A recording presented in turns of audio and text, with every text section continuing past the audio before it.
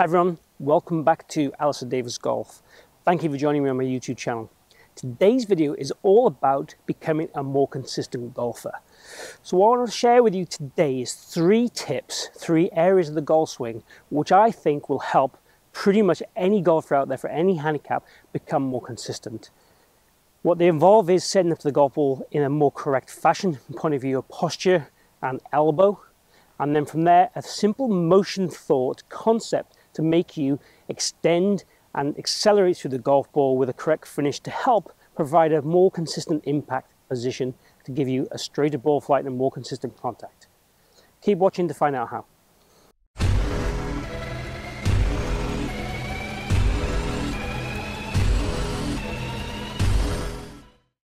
So tip 1 is postural, and I see so many golfers come and stand to the golf ball incorrectly in terms of kind of distance away from the ball, spinal shapes and just pure balance. So today's first tip is all about getting into a set position the same way every single time to allow your golf swing to flourish and perform in a more natural, authentic biomechanical way. So quite simply, if we have a ball here on the tee peg and I've got a mid-iron here in my hand, if I take my position roughly to where I'd stand to the golf ball, then take my stance, and I'm looking for my stance to be shoulder width apart, and the important thing is really to flare the feet a little bit, the left foot more than right, and make sure my knees pretty much sit on top of my feet or on top of my ankles.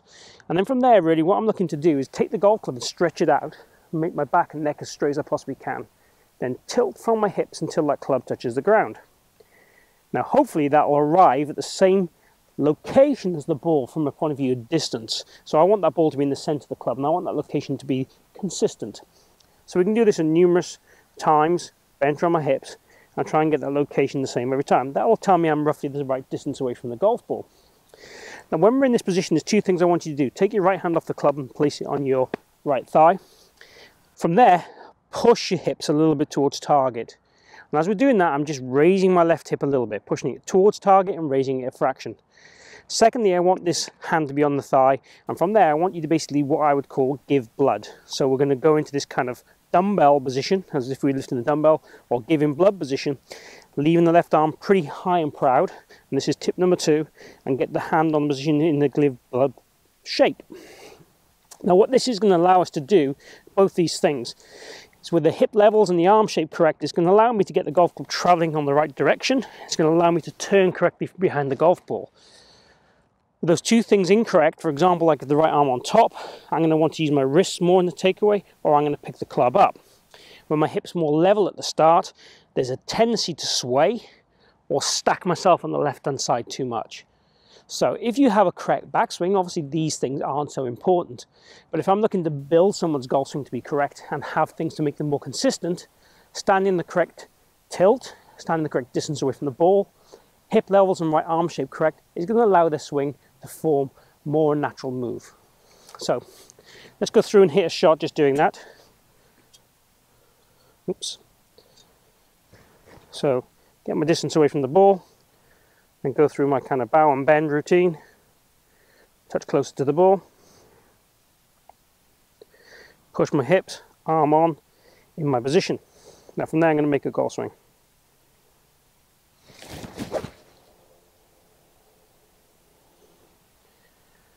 Okay, so that kind of process is what I'd want you to do, whether it be on the practice area or on the golf course every time.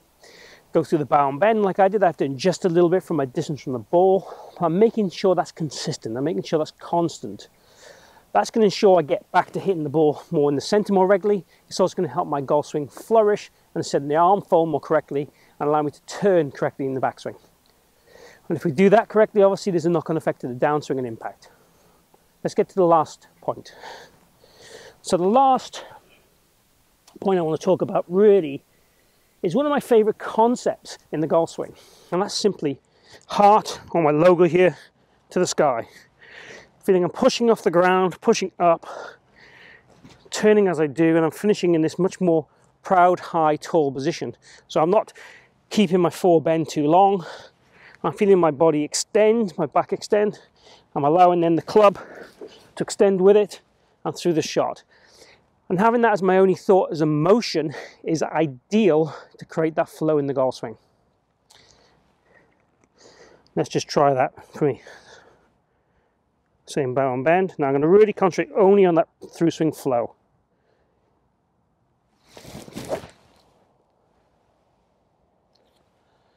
Chest to the sky, heart to the sky, and that feeling of that flow through the golf ball, that motion.